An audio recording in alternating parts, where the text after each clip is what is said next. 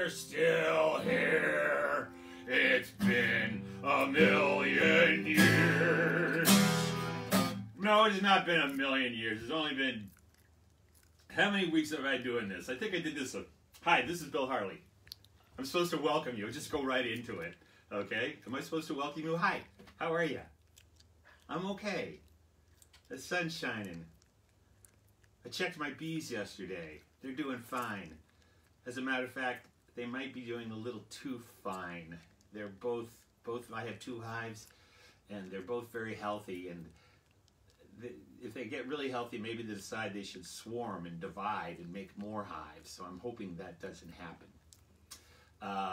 Anyway, so I got a couple songs and a story, and I'm using my guitar for all of them. You know, when I started doing this, I could never decide, should I tell stories, should I sing songs? And especially, can you tell a story that's part of a song, or can you sing a song that tells a story? I've never been able to choose, so I just never did. So I had this song, actually, which is not recorded, and I'm sure you have not heard it, because I've only sung it. I wrote it several years ago, and I only sang it at a couple schools. So I'm going to sing for you now. And I got the idea for this song. I was working with some 5th graders in a classroom. We were doing songwriting. I brainstormed titles. That's what I always do. I was like, let's come up with a good title for a song. And some kid always says, I got one. I said, what? He said, my dog ate my homework. I said, now, right. The problem with my dog ate my homework is everybody has heard that before, right? You've thought of that. And actually, the dog that we had once named Harpo actually ate one of my checks. My wife Debbie said, where is the check?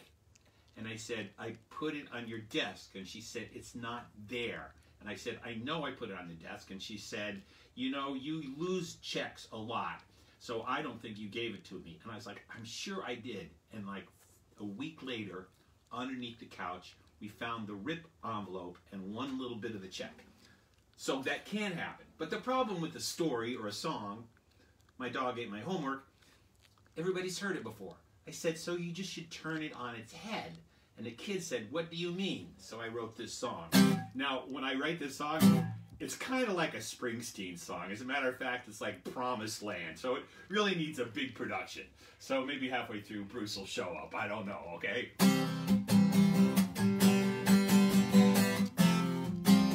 I'm not going to tell you the name of the song. It's the first line in the chorus, all right? Say pass your homework up, that's just what I like to do. I know you heard it all before, but I've got one that's something new. Some kid says his homework's lost, some kid says my pencil broke. I've got one you haven't heard, I promise you it's no joke. My homework ate my dog, Fido's gone and I'm so sad. One gulp and he was gone, the sweetest pet I ever had. Who knew homework could do that? I swear to you it's true that my homework ate my dog. I did it right when I got home. I checked it once and then again. My dog came in and saw it there. He sniffed the paper once and then. The homework opened up his mouth, giant fangs both north and south. It took a bite and then it swallowed. The head went first, the tail just followed. My homework ate my dog. I watched it as it chewed and slurped. Down the hatch old Rover went, and then it gave a great big burp. It was an awful scene. Those problems sure were mean. My homework ate my dog. I know you want to call my home and see if it's really true, but it won't help at all. It ain't parents too. Hey!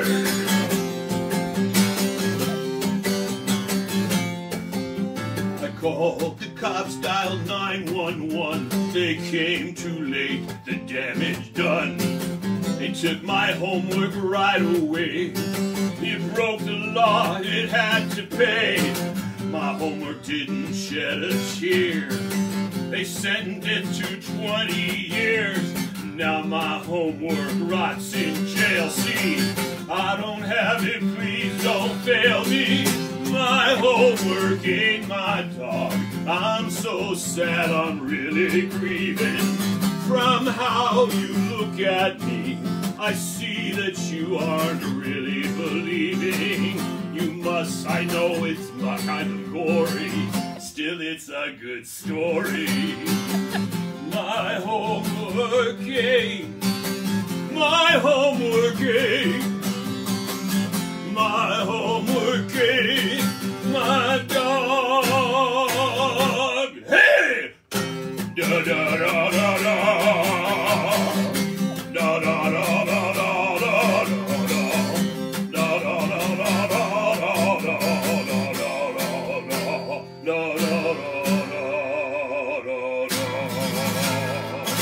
All right.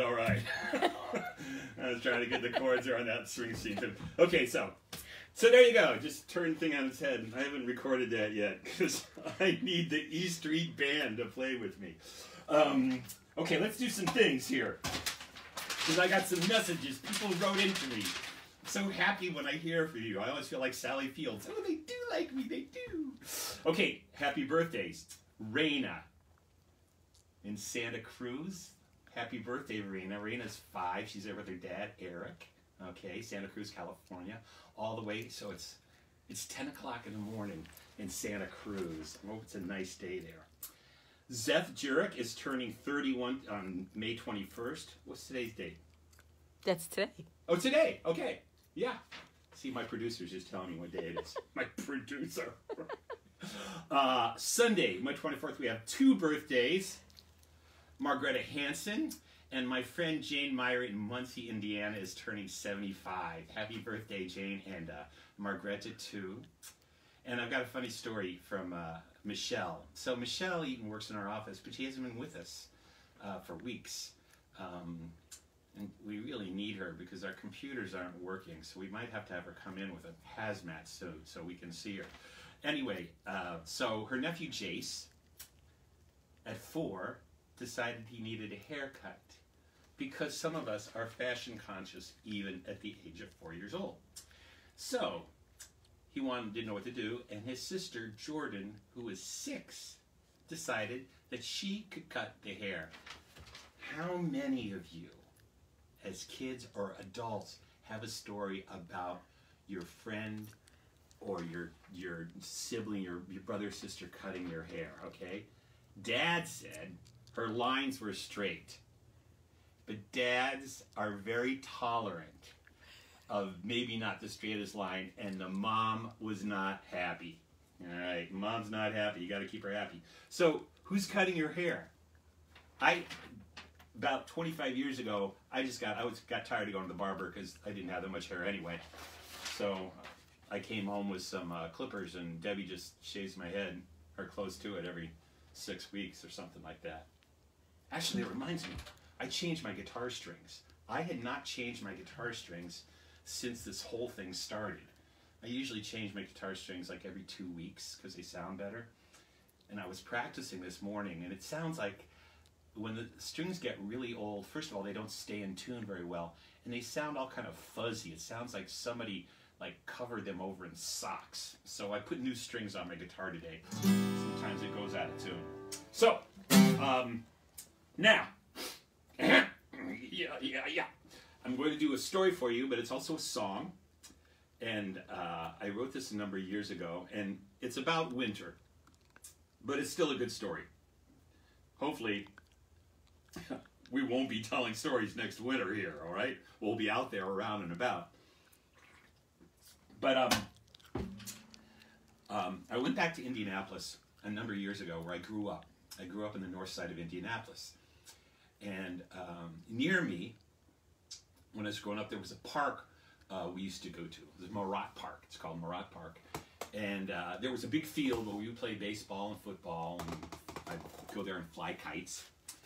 But there were also these woods, too. And there was a big hill there. It was the biggest hill in our area, which is not saying much for Indianapolis, because Indianapolis, central Indiana, is pretty flat. But my memory of it, it was the biggest hill in our town, so we called it Mammoth Hill. Mammoth Hill, bum, bum, bum. And so I went back there a number of years ago, and I decided I wanted to go to Marat Park, and I said I wanted to find Mammoth Hill. And I looked all over, and I couldn't find it until I realized I was standing on it. It had seemed so big to me when I was a kid.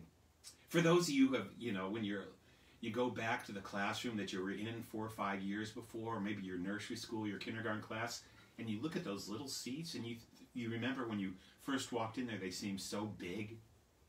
It was just like that. So that got me thinking about our imaginations and our memories. Because a lot of the things are my memories, and they get bigger and bigger in your imagination. And so I decided I was going to do a story about Mammoth Hill. Okay, are you with me? Because once the story gets going, it doesn't stop. All right? And I use something called a talking blues, which I kind of used in Zanzibar. Okay, it's a very common form. I learned it from Woody Guthrie wrote talking blues, and Pete Seeger, well, he would sing talking Union blues, and Bob Dylan did a lot of talking blues, and even Alice's Restaurant is kind of a talking blues too. But anyway, here's mine. It's called The Great Sled Race.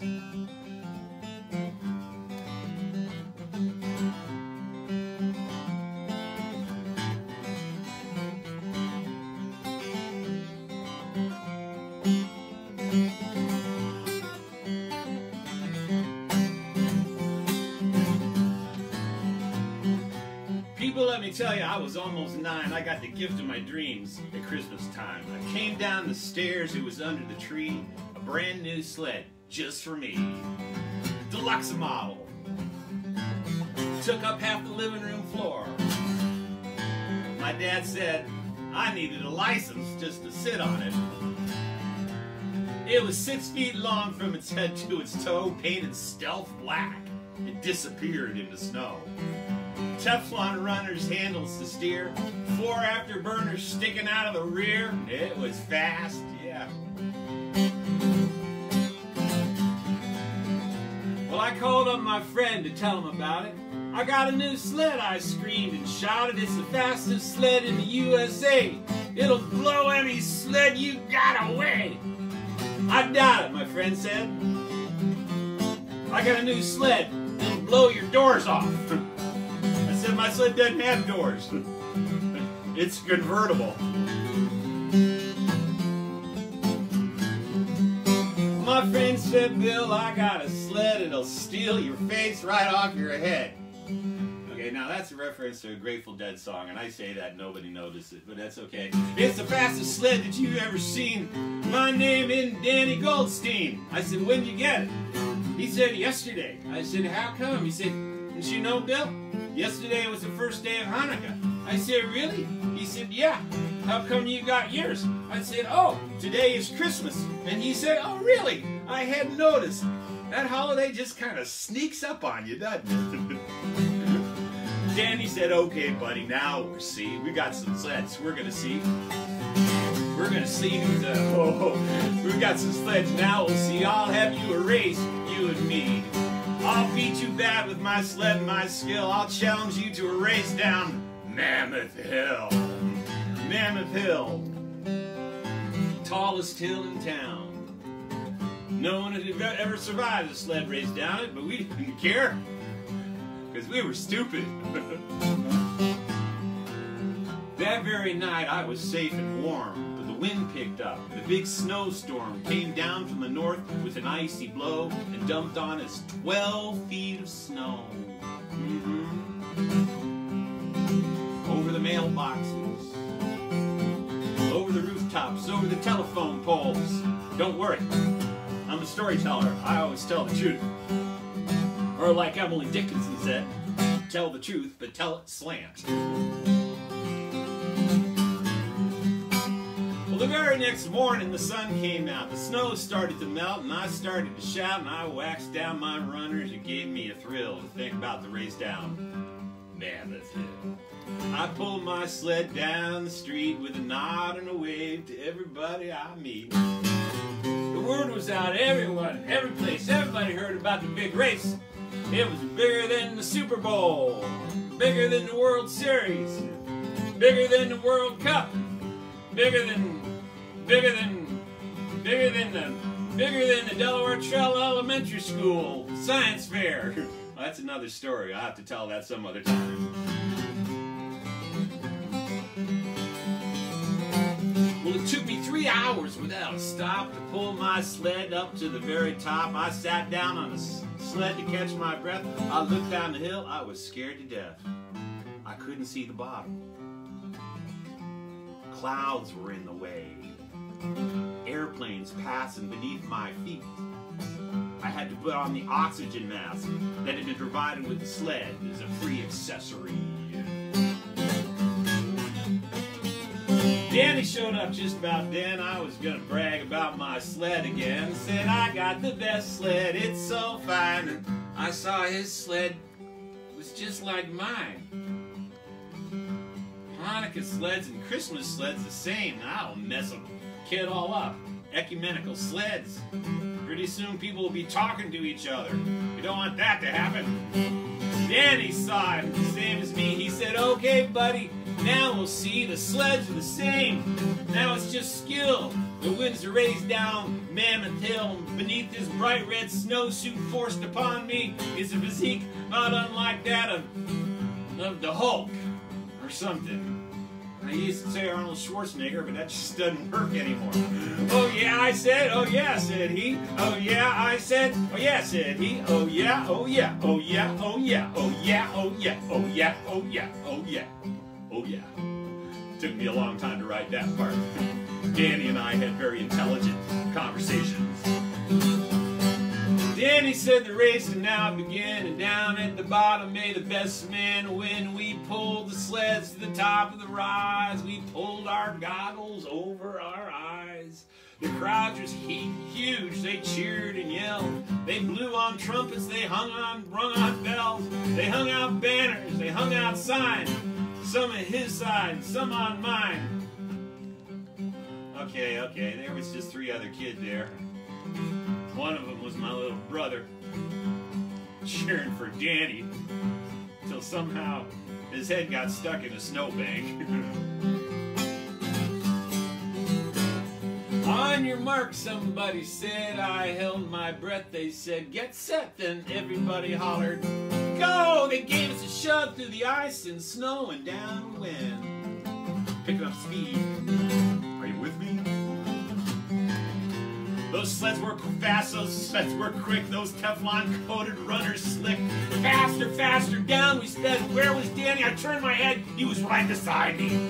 We were nose to nose, neck and neck. Snow boot, snow boot. A quarter way down, we hit a bump. It acted like some alpine jump.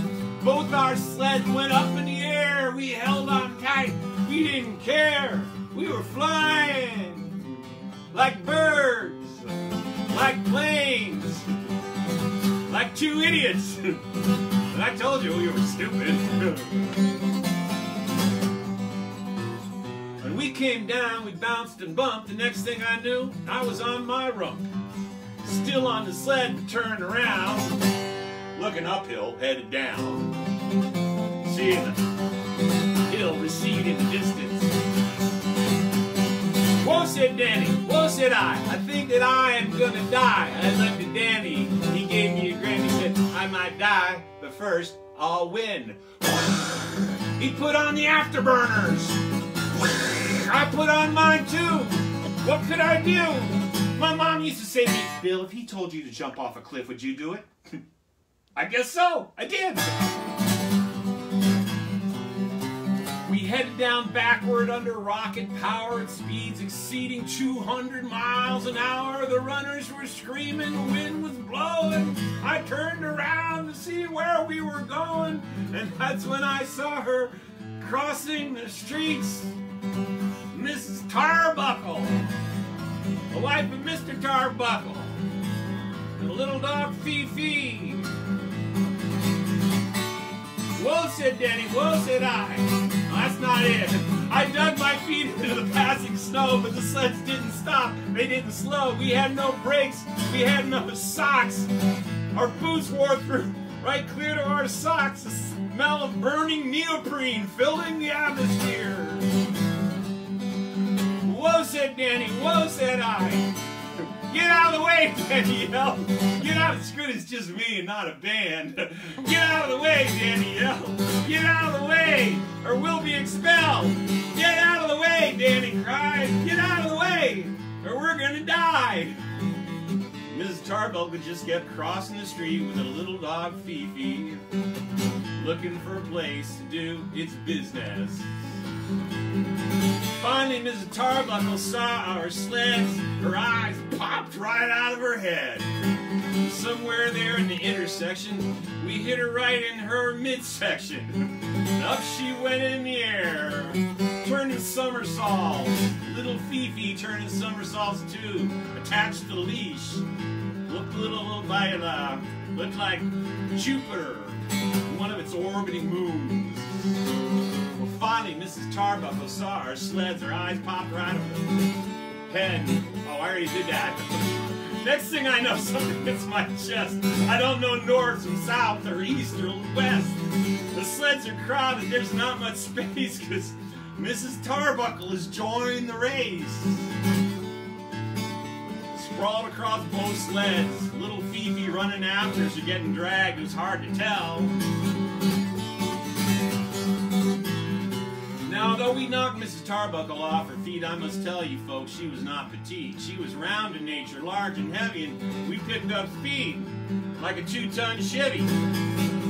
Some of it heavenly body.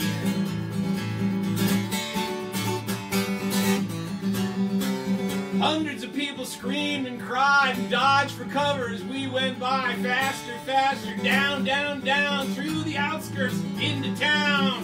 Get me off this thing, you two! Don't worry, said Danny. We're almost through. It's just the last foot or so I'm worried about. The snow was banked there at the turn. We twisted our sleds, and running churned. But the curve was sharp.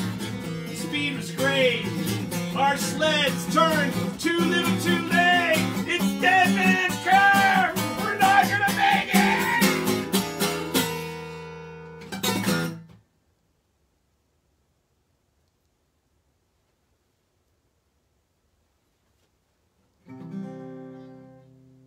I cannot tell you just what passed. Thought those moments were my last. I remembered the snow on my face and my eyes. I remembered coming to, looking up in the sky, thinking, am I dead? I'm in heaven? Then I remembered what I'd done to Miss Tarbuckle, and I thought, probably not. Danny lay beside me, his eyes were open wide. Twisted sleds lay side by side. We raised our heads, we could see Mrs. Tarbuckle up in a tree. Little Fifi too, hanging by the leash, looked like a little Christmas ornament. I said, what's she doing up there? Danny said, I don't know. Maybe she likes to climb. We shook the cobwebs from out of our heads. We picked up our twisted, ruined sleds. The race was a tie, there'd been no harm. We walked home arm in arm after we helped Mrs. Tarbuckle and Fifi down. With a little help from the fire department. Danny and I are living still. We survived our race down Mammoth Hill. Though back in school we had to stay inside from recess till sometime in May. Wiping off the lunch tables, cleaning the chalkboards, writing 15,000 times. I will stop my sled at all intersections. But I'm going to tell you guys, after that I just gave up riding sleds. It's too dangerous. I took up safer things. bungee jumping, skydiving, telling stories. But I told you guys, I'm stupid. Okay. Well, I haven't done that for a while. I'm getting messages. So that's that. I recorded that years ago, and it's kind of this great life of itself. I left out the verse about Johnny Cash, but you probably didn't even notice. Okay, what's not Margaretta? Oh, it's not Margaretta. Margaretta, it's not your birthday. Take your birthday wish back. Okay, Brooks. Brooks, you're turning 10. 10's good. 10 is good. That's good. Happy birthday, Brooks. Sorry about the mix-up. Our office, you know, there's so many people working here, things get lost all the time. So, I'm going to do one more song for you.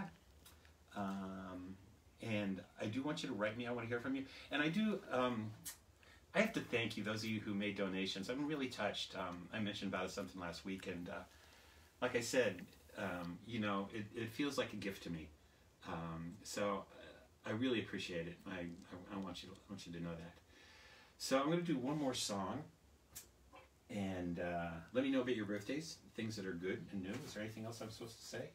Oh, okay. Let me see. Oh, if you want to watch this again, it'll be on Facebook, and you can also go to my YouTube channel, Round River Productions and Production, and look for it there.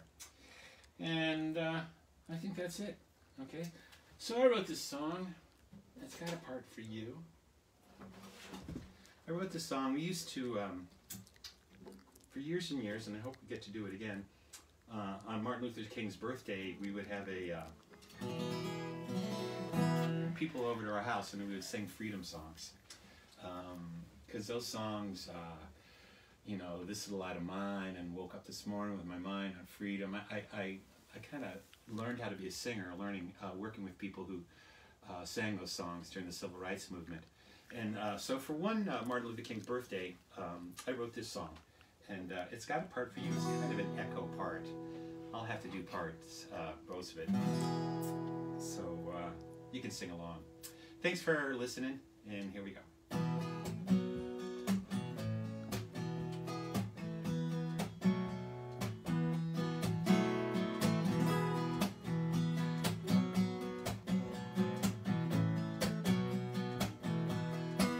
I've been thinking about the people that came before.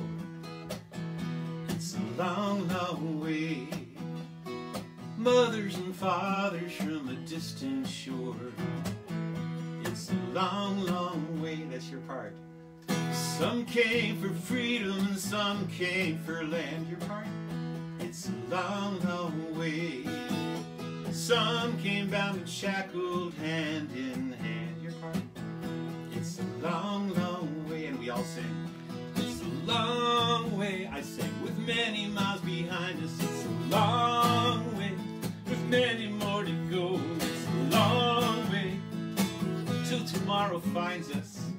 It's a long, long way. Sing it again. It's a long, long way.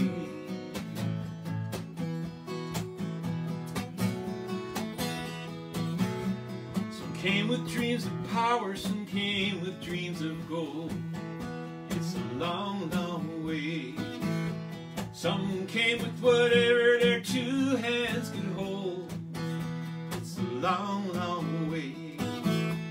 No matter when you got here, no matter how. It's a long, long way. But we're all in the same boat now. It's a long, long way, your part. It's a long way, many miles behind us. It's a long way, with many more to go. It's a long way, till tomorrow finds us. It's a long, long way. It's a long, long way.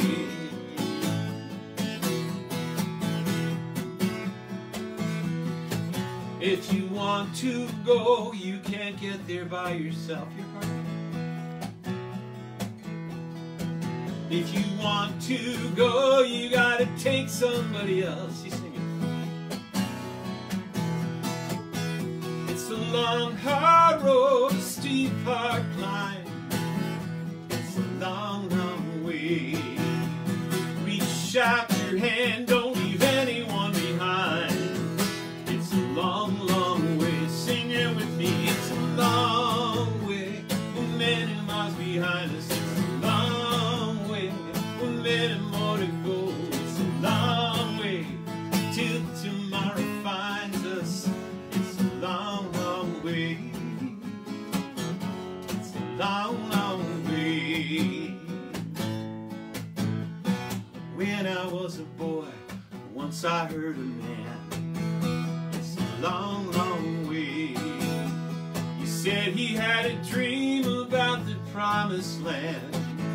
It's a long, long way. He said, I may not get there, neither may you. It's a long, long way. But our children's children may see it come through. Here we go. It's a long, long, sing it with me now. It's a long way, many miles behind us. It's a long way, with many more to go. It's a long way till tomorrow finds us. It's a long, long way. Sing it again. It's a long way, with many miles behind us. It's a long way, with many more to go. It's a long way till tomorrow finds us. It's a long, long way. Oh, it's a long, long way. It's a long, long way. Indeed it is. But we're doing it together, okay? Thanks for listening for a little while. I hope you enjoyed it. Stay in touch with me, okay? And we'll see you next Tuesday. I don't know what I'm doing yet. Let's find out. Bye-bye.